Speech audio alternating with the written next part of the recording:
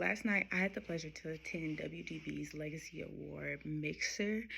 And so there's two conversations that happened. The first conversation was with the founder, Kiana Barber, and her partner, James. And the second conversation was a panel of women who are second or third generation business owners. So it was the lady from Luster's Hair Care, the lady from the Chicago Defenders, the lady from Uncle Remus, and the lady from Living Fresh Market, which is one of the largest Black-owned grocery stores.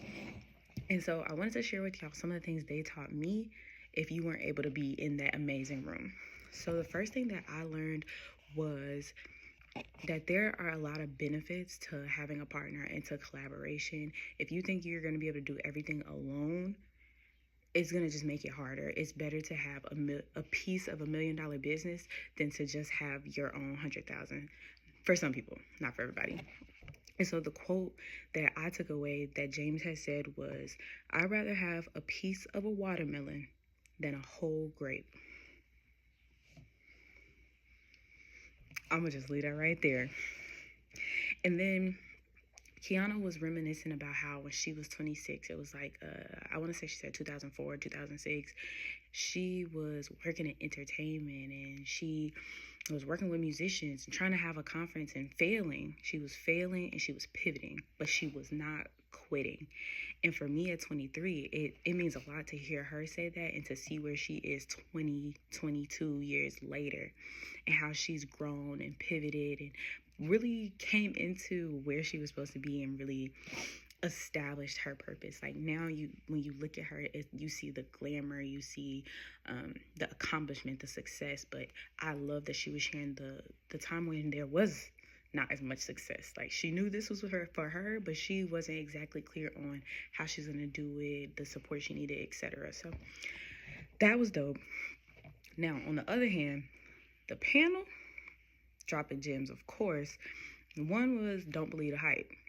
Just because you see it on social media don't mean it's real. Do not believe the hype.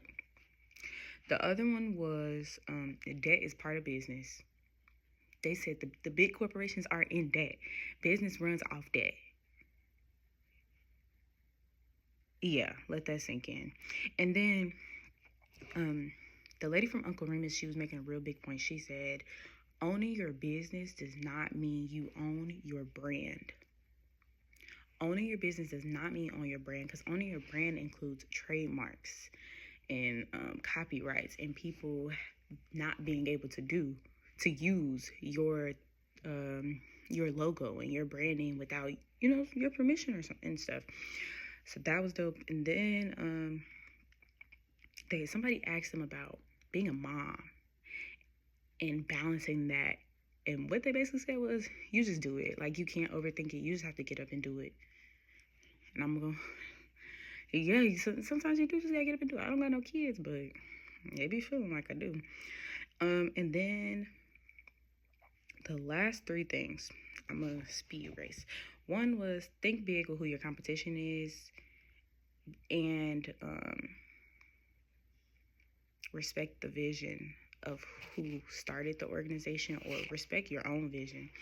The next was understand it ain't glamorous. You may see these people, these CEOs on these stages, and they're talking to you and they're giving you this motivation and they're telling you stuff. And you're like, oh my God, they living this great life. They're probably driving a Rolls Royce and da-da-da-da. You never know what's going on behind the scenes. It's not all glamorous. Sometimes people are rolling their sleeves up and they're getting down and dirty with the best of them. And then the last thing I wanted to say was, if you're a brand, be a brand, a repeatable brand. The lady from Uncle Remus was saying how if you go to one store and get pickles, you should be able to go to the other store and get them same pickles with that same quality. It shouldn't be like one store got pickles, one store got cake, one store got da-da-da-da-da. It's a form of consistency. So when people show up, they already know, hey, this is what I could get. Just like when people go to McDonald's and they pull up and they're like, I know I can get this. There's also a joke in there about the McDonald's CEO, but I'm going to leave that with the people who are in the room.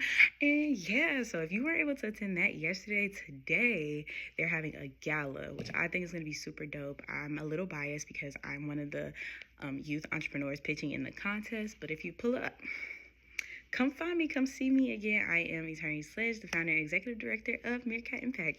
Have a great day.